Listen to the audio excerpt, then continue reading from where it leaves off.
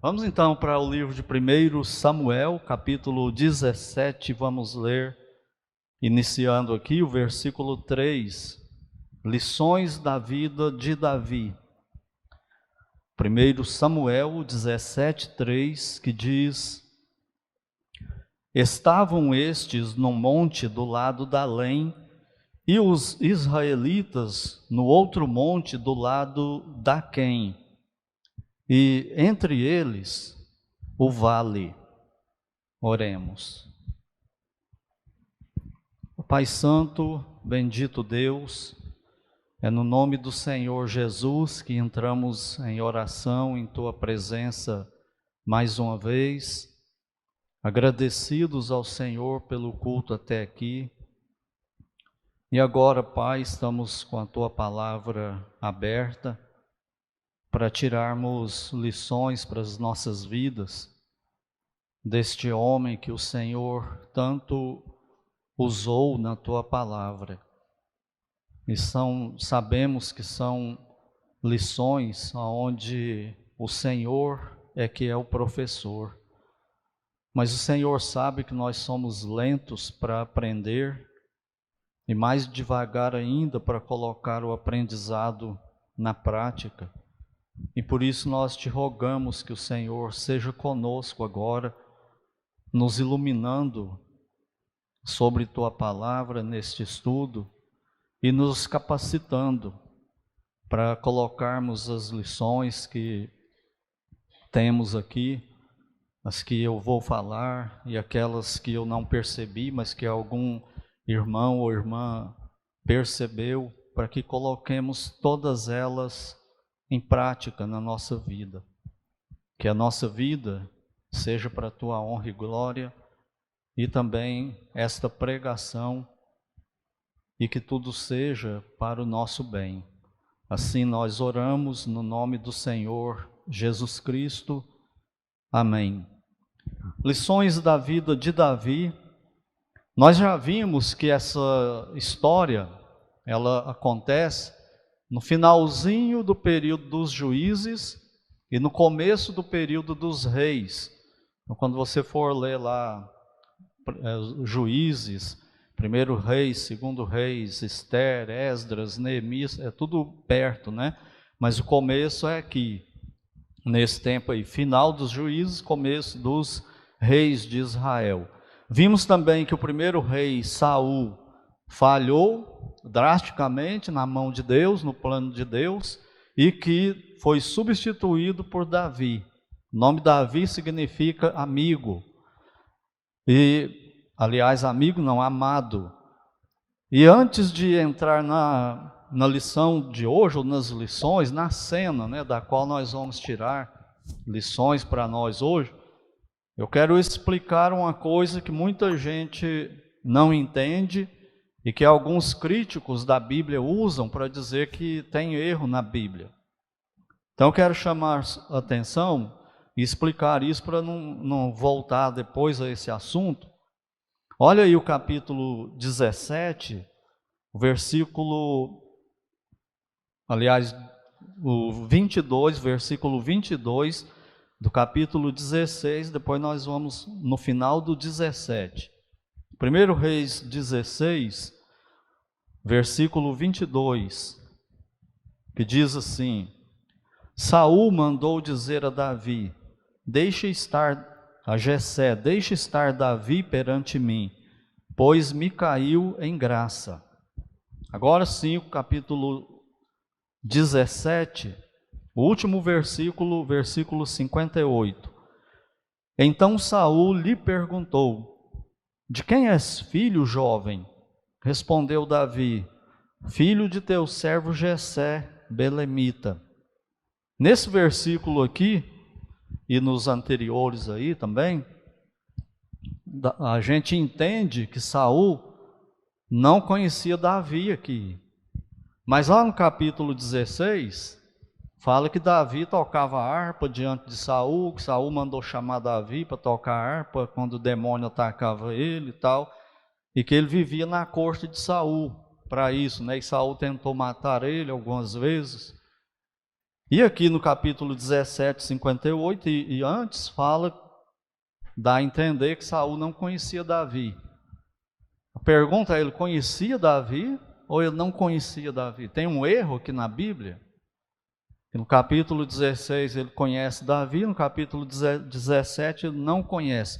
Então tem duas explicações pelos entendidos aí da Bíblia, os comentaristas, para solucionar esse aparente problema que tem aqui. A primeira explicação é a seguinte, que lá no capítulo 16, quando Davi chega na corte de Saul para tocar a harpa e tal, ele seria só um serviçal na corte. E os reis da época, Saul inclusive, não se dava o trabalho de conhecer esses serviçais. Ele perguntava quem era ele na hora, depois ele esquecia, com tanta gente no palácio, e não eram pessoas muito importantes, e eles não ligavam muito para eles, não gravavam, né, quem eram essas pessoas. Então essa é uma das explicações, que Davi estava sim na casa, no palácio, mas que era dessa forma, e por isso Saul não prestava muita atenção nele, não se preocupava em conhecer Davi muito. Então essa é uma boa explicação, né? Mas eu acho que a outra é melhor do que essa. Diz o seguinte, que o texto aqui de 1 Samuel não está em ordem cronológica. A narrativa que Samuel faz, ele não está preocupado em colocar tudo em ordem cronológica. Então por isso que o texto, às vezes, a história vai, depois a história volta, depois ela vai de novo e continua.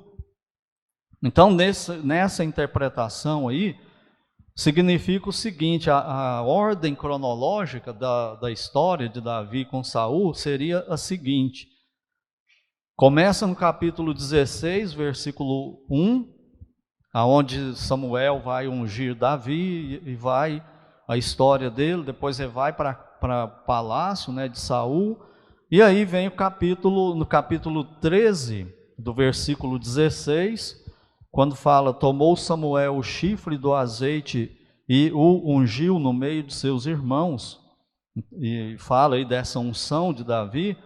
A partir daí começa o capítulo 17, todinho a história lá de Davi, Golias e tal.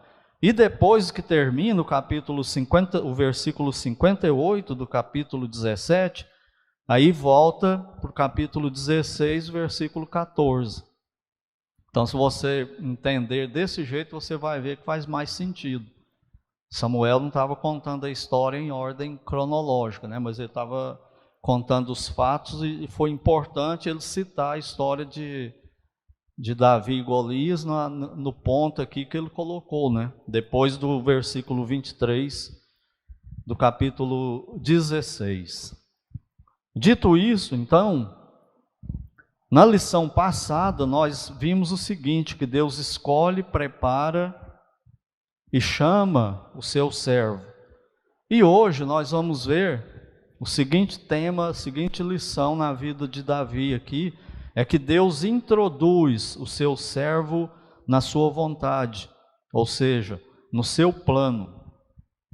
E de que forma, né, que ele fez isso com Davi? Então significa o seguinte, não significa que a história de Davi antes não era vontade de Deus, não era plano de Deus. Eu já expliquei isso, né? Deus tem um plano para nós. Vamos pegar aí um de vocês aí, os jovens. Pegar no Vitória fez Enem, não fez Enem? Ou Ana Vitória, já é universitária, né? Então, Deus tem um plano para a vida dela, uma profissão. Mas quando? Daqui 5, 6, 7 anos, não é? E o daqui até lá? Deus não tem um plano, não? Aí fica solta a coisa? Não, ele tem um plano também. Então o crente, ele vai vivendo esse dia a dia. Tem um plano para mim hoje, tem um plano para mim amanhã, e isso vai constituindo o plano dele para a minha vida. E quando chegar a hora dele, o tempo dele, as coisas vão acontecendo. As coisas assim que a gente julga mais importantes, vão acontecer na nossa vida. E foi assim também com Davi. E agora ele pega Davi e coloca ele em cena, no plano dele, de uma forma agora que ele vai entrar para a história. Essa é aquela hora assim que a gente fala, puxa vida, agora vai começar mesmo. Agora olha a forma como Deus fez isso com Davi. Foi através de um combate com uma pessoa aparentemente muito superior a ele. E eu dei o tema aí, então, Golias e Davi no Vale da Morte. Por quê? Porque quando acontecia esse tipo de combate aí entre dois exércitos, muita gente morria. Eu já falei disso aqui também, né? Se eu vivesse naquela época e tivesse que ser um soldado, eu não sei como que ia ser não, porque o negócio não era brincadeira. Já viu quando os filmes montam essa cena? Fica um exército ali, armado com aquelas lanças, flechas, óleo, e o outro de cá, e eles correm e encontram, um entra no outro. Se fosse eu ia ficar sempre no último, eu ia dar a volta sempre para o final, assim. Por quê? Porque era muito cruel. Era uma coisa que eu não sei como que existia herói de guerra de tantos anos, como que eles sobreviviam nessas guerras aqui. Então, no final desses combates, sempre tinha um banquete para urubus e corvos e coiotes, esses bichos todos aí. Tantos corpos espalhados pelo chão. Quando não era assim, era como esse, de Golias e Davi. Agora, nesse aqui, realmente significava a morte de um dos dois. Os dois não ficavam vivos, um morria. Por isso que eu dei o tema aí, Golias e Davi no Vale da Morte. Eu vou então mostrar aqui cinco cenas e depois tirar algumas lições dessas cenas, mas eu vou passar muito correndo por essas 5 cenas, porque é um texto muito grande, não dá para explorar tudo aqui, né, na quarta-feira à noite. Então a primeira cena é aquela cena dos dois exércitos preparados no vale. O versículo 3 que nós lemos aí fala que Israel e os filisteus estavam acampados. Os filisteus estavam em um monte, numa serra, né? E o exército de Israel na outra serra. No meio desses dois montes tinha o vale, onde eles iriam guerrear. E é aí que eles vão correr, né, cada exército, e encontrar, e um entrar no outro, e quem sobrar ganhou. Quem matar mais gente vencia essa parada aí. Então é desse jeito que acontece essa cena. Só que aparece o Golias, significa exilado ou adivinho, o nome Golias, e ele lança um desafio. O desafio dele é o desafio comum na época também. Ele fala assim: vamos fazer o seguinte, para não morrer tanta gente dos dois exércitos, vocês escolhem aí o melhor de vocês, o melhor guerreiro de vocês, e nós vamos escolher o melhor do nosso.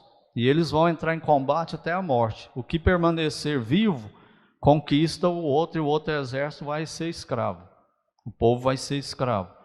Quem assistiu aí o filme Troia, a primeira cena, né, começa desse jeito, onde o Aquiles enfrenta lá um herói grego, e ele mata esse herói, e o exército inimigo então se rende, né, para o que o Aquiles representava lá. Então essa cena aí é do versículo 1 até o versículo 3. E diz no versículo 3, 4, que o guerreiro, o nome dele, dos filisteus, era Golias, de Gate. Lembram de Miqueias 1:10, que nós vimos domingo? Quando Miqueias fala para o povo de Judá: não o anuncieis em Gate. Eu expliquei domingo, acho que vocês lembram, porque Gate era a cidade principal dos filisteus. Os filisteus não tinham um rei, igual Israel tinha, mas eles tinham príncipes das cidades, né? E a cidade mais importante naquela época dos filisteus era a cidade de Gate. E aí começa então a apresentar o Golias. nos versículos 4 em diante, que é a segunda cena.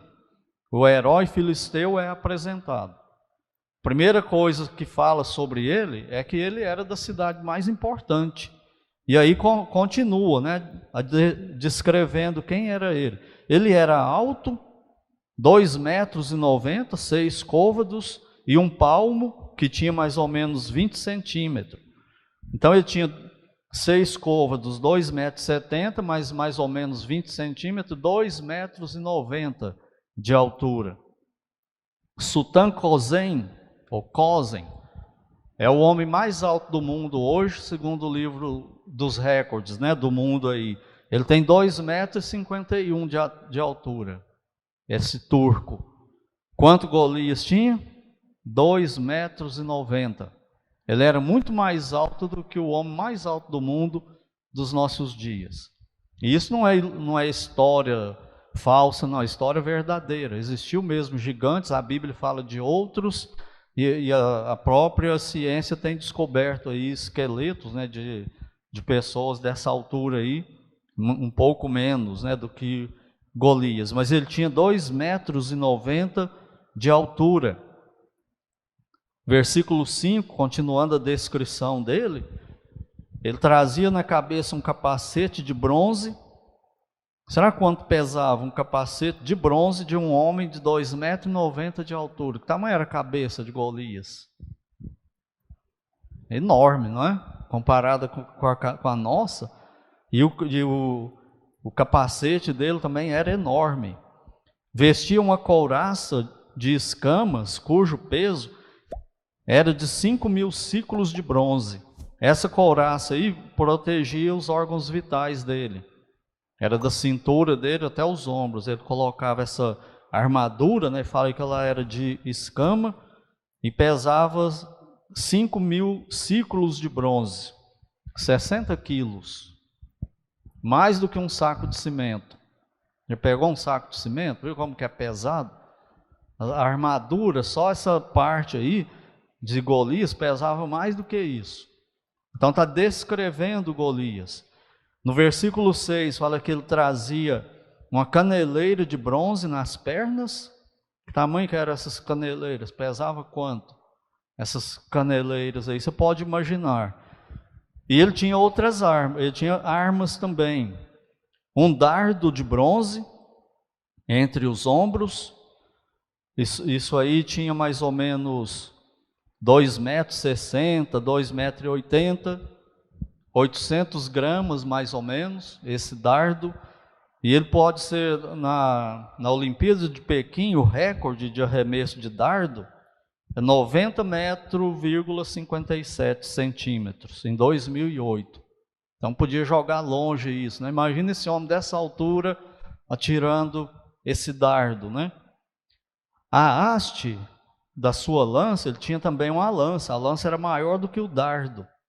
A lança era como o eixo do tecelão, muito afiada. A ponta dessa lança, de 600 ciclos de ferro, 7,20 quilos, pesava isso. Só a ponta da lança de Golias. Esse é o homem que está desafiando Israel. E lá no versículo 33, se você ler lá, você vai ver que Saul fala para Davi que ele era um veterano de guerra.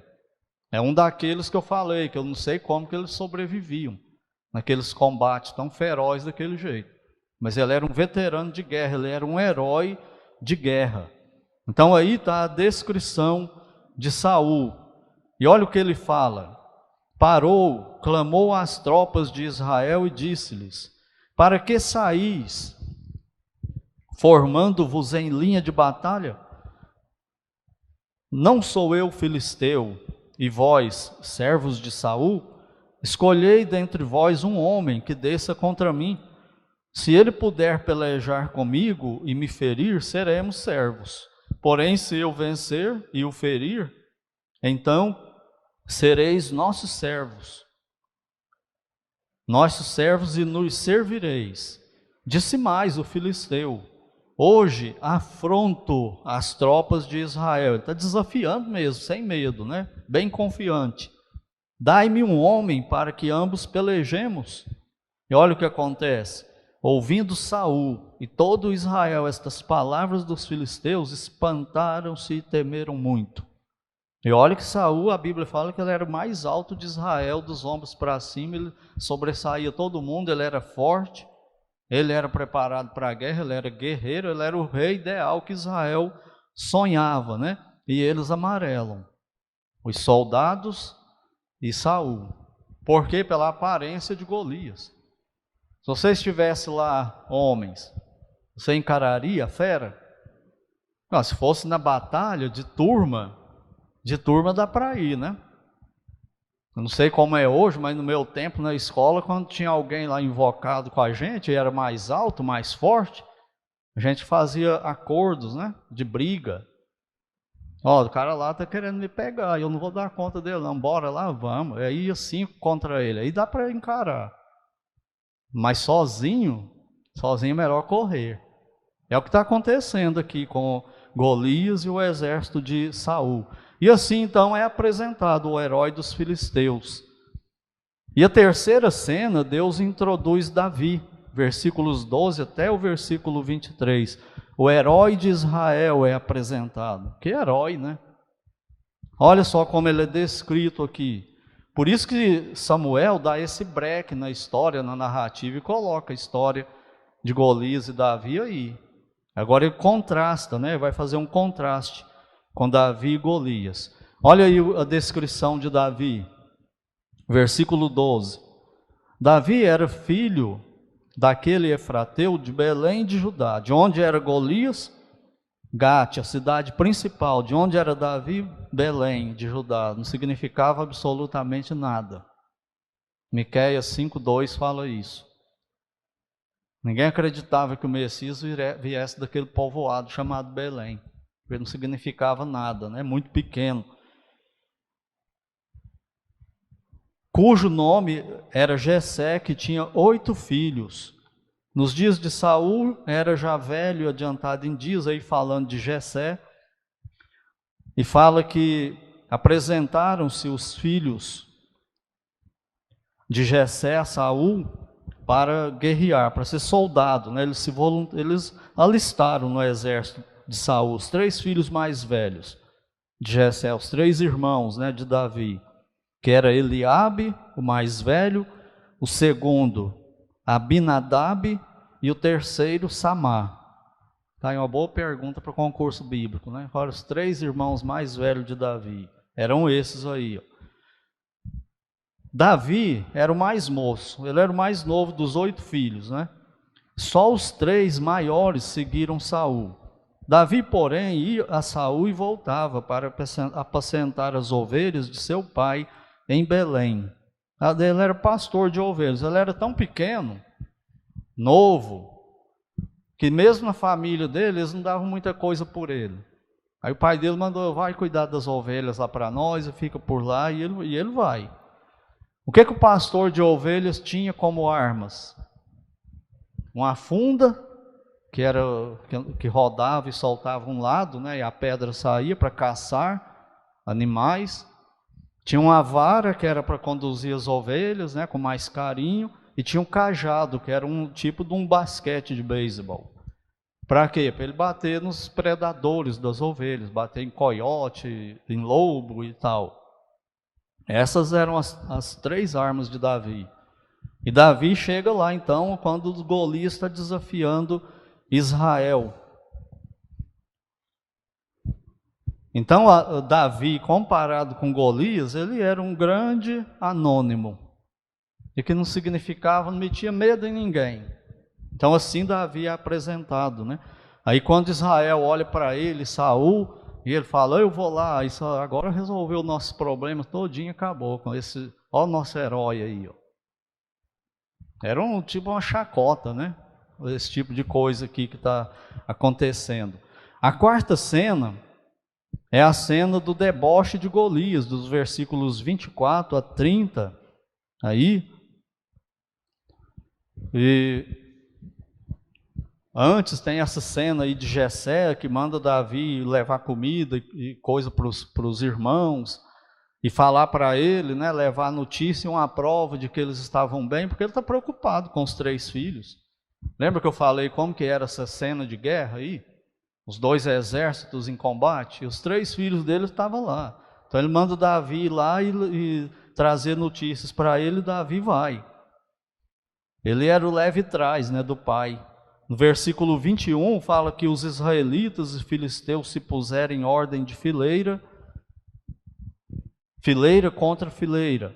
Aí o versículo 22, Davi, deixando o que trouxera aos cuidados do guarda da bagagem, correu à batalha e chegando perguntou a seus irmãos se estavam bem.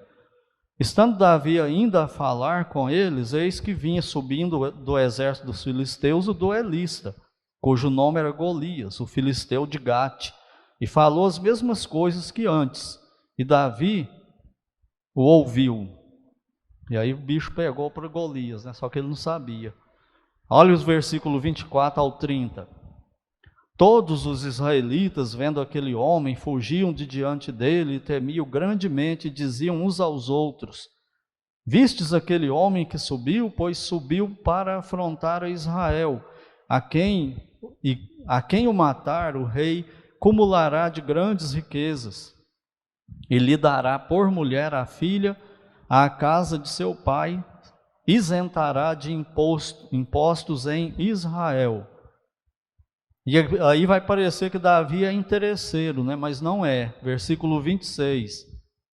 Davi pergunta: que farão aquele homem que ferir esse filisteu e tirar a afronta de sobre Israel? Quem é, pois, esse incircunciso filisteu? Aí está a verdadeira motivação de Davi, para afrontar os exércitos do Deus vivo. Ele não era interesseiro, ele está preocupado com outra coisa, né? E aí eles falam para ele, e o irmão dele desdenha dele, versículo 28.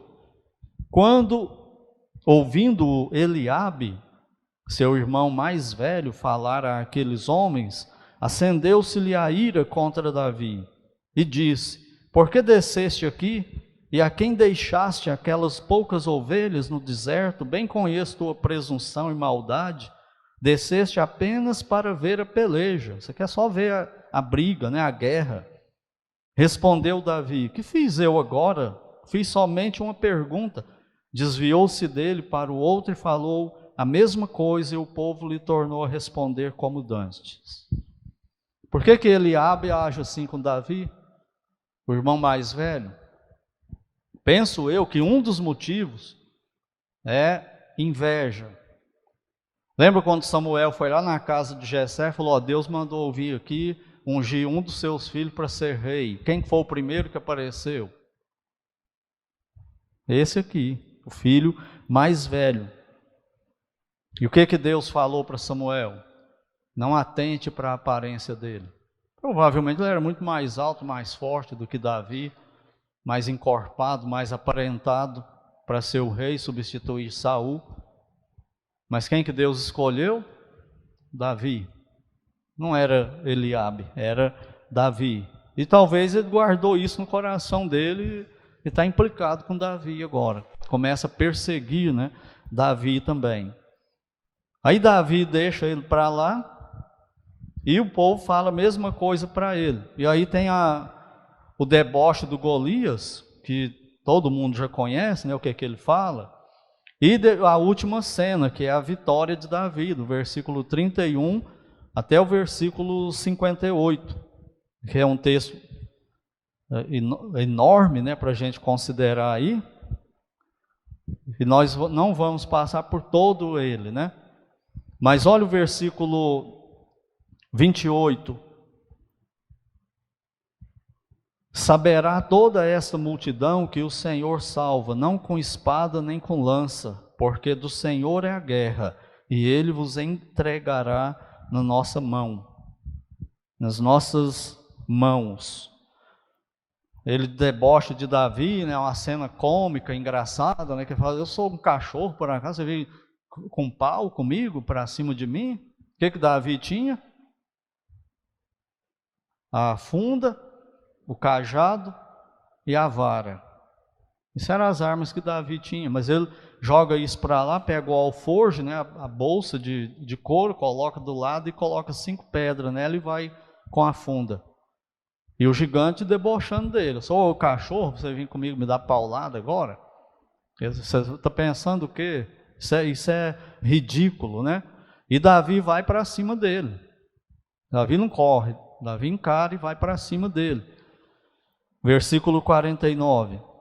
Davi meteu a mão no alforje e tomou dali uma pedra com uma funda, e com a funda lhe atirou e feriu o filisteu na testa. A pedra encravou-lhe na testa. Vocês acham que isso foi acaso? E que foi só a mira de Davi que era medalha de ouro na Olimpíada? Não, eu creio que Deus está guiando isso aí. O único lugar naquela enorme armadura de bronze, no capacete que ele tinha, o único lugar que tinha na testa dele foi lá que a pedra pegou. E ele foi para o chão. Versículo 50. Assim prevaleceu Davi contra o filisteu com uma funda e com uma pedra, e o feriu e o matou. Porém não havia espada na mão de Davi, pelo que correu Davi e, lançando-se sobre o filisteu, tomou-lhe a espada e desembainhou-a, e o matou, cortando-lhe com ela a cabeça. Vendo os filisteus que era morto seu herói, fugiram. E aí Israel persegue eles e tal. Então assim termina essa história, essa cena, né, aqui da vitória de Davi contra Golias. Lembra que eu falei que quando o combate era homem contra homem, aí tinha um que não sobrevivia?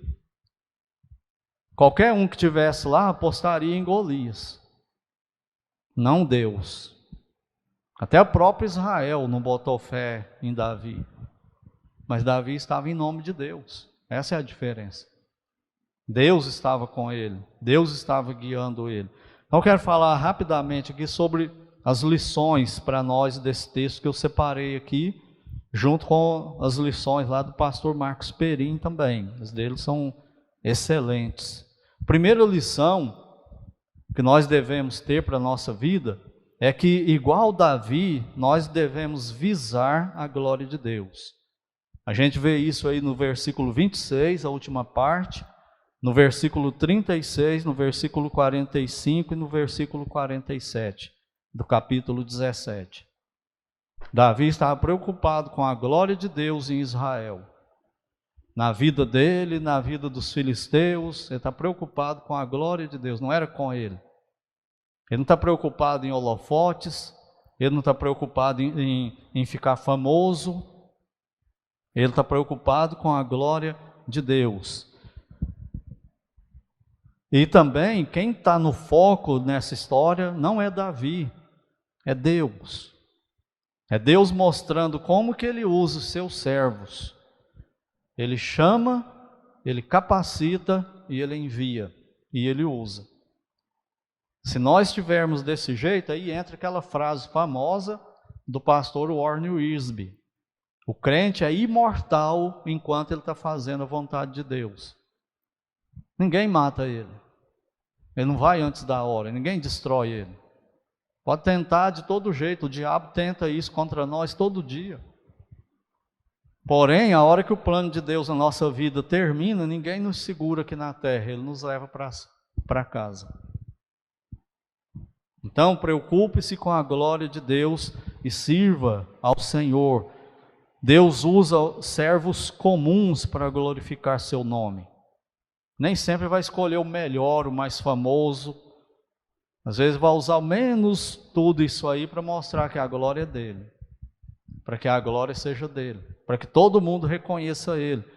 Segunda lição é que, qual Golias, um dia todos serão vencidos e subjugados pelo Senhor Jesus Cristo. É melhor você fazer isso hoje, aceitando-o como seu Senhor e Salvador, e nós que somos salvos, nos humilharmos perante Ele. Se você não receber como seu Senhor, Salvador, um dia você vai se prostrar diante dEle e confessar que Ele é Senhor. Tarde demais, mas vai fazer isso. E que nós crentes façamos isso todo dia, o tempo todo. Terceira lição é que Deus te prepara para enfrentar os seus gigantes nas suas provações.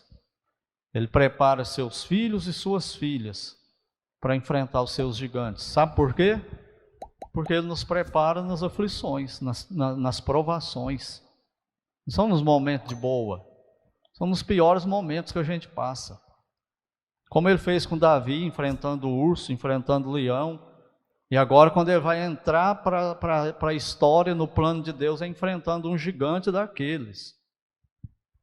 Se não fosse por Deus, não tinha como Ele vencer isso.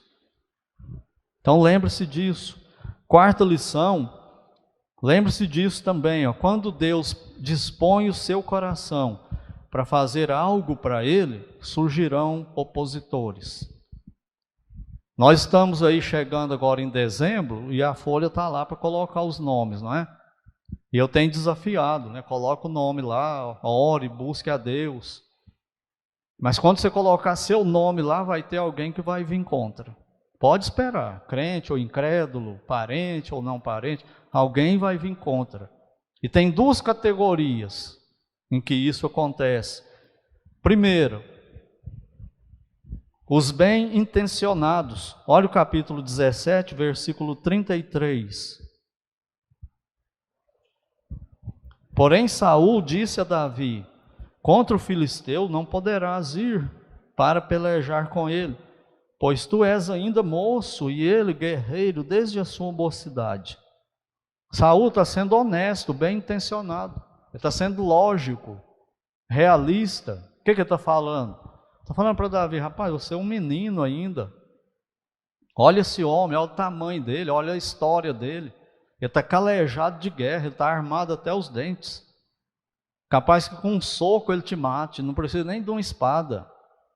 Então não faça isso não, você vai se envergonhar, nós vamos nos envergonhar, você vai morrer, não faz isso não. Ele está sendo honesto, bem intencionado. E para esse, Davi dá uma resposta, do versículo 34 em diante, ele vai convencer Saul que ele está preparado para ir, porque Deus preparou ele lá com os leões e ursos. No calor e no frio, cuidando das ovelhas do pai dele, compondo salmos, hinos, sendo poeta, instrumentista, ele está sendo preparado por Deus. E ele dá uma satisfação para Saul, e Saul fala para ele: tá bom, então... Olha o fim do versículo 37. Então disse Saul a Davi: vai-te, e o Senhor seja contigo. Davi considerou o que Saul falou, mas falou o que Deus tinha posto no coração dele. Eu estou preparado e eu vou matar esse gigante. Deus está me guiando para isso e é nessa que eu vou ir. Quando Saul vê a convicção dele, ele fala: vai então, e que o Senhor te abençoe. Finalmente ele apoia. Então tem os bem-intencionados e tem os mal-intencionados, representados aí pelo irmão de Davi, no versículo 28, né, que já lemos, Eliabe. Fica irado contra Davi e fala para ele, né? Se você quer só ver a guerra, é muito fácil falar que ama a Deus, servir a Deus e ser corajoso lá com as ovelhas. Agora vem ser soldado aqui para você ver. Você é presunçoso, você não sabe o que você está falando. Ele não está sendo legal com Davi, está querendo humilhar Davi publicamente, desmoralizar Davi publicamente, porque está com raiva dele, porque Samuel ungiu Davi e não ungiu ele para ser o próximo rei de Israel. E é desse jeito que ele faz então, que ele age.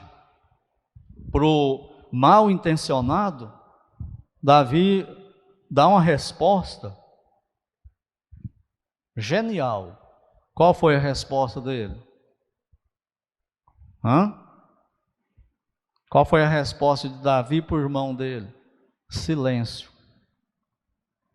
Não falou nada. Largou ele, passou. Por que você está implicado comigo? Eu só fiz uma pergunta. E saiu fora dele, largou ele para lá, não se preocupou com ele, foi falar com os outros. E aqui ficam as últimas lições para nós, que nós devemos ter sabedoria de Deus para saber quando entrar numa batalha e quando não entrar. Davi viu que se ele fosse bater boca com o irmão dele, o que ele ia ganhar com isso? Não ia valer a pena. Então ele largou ele para lá. E nós precisamos aprender, mas para isso a gente precisa ter sabedoria do alto. Senão a gente briga, se desgasta com coisa que não vale a pena. Deixa a vida da gente virar um inferno por coisa que não vale a pena. Pode ser no trabalho, pode ser na igreja, em outro lugar, na família. Então lembre-se disso. Tenha a sabedoria de Davi, mas para isso precisa estar em comunhão com Deus. Então Davi venceu o seu gigante, e você também vai vencer o seu em Cristo.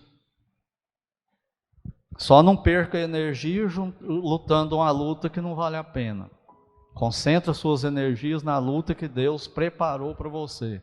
É nessa aí que você vai ser preparado por Deus. Então, gente, eu não sei qual é o seu gigante. Uma doença, um diagnóstico de médico, um problema financeiro, problema conjugal, problema com filho, problema com pai,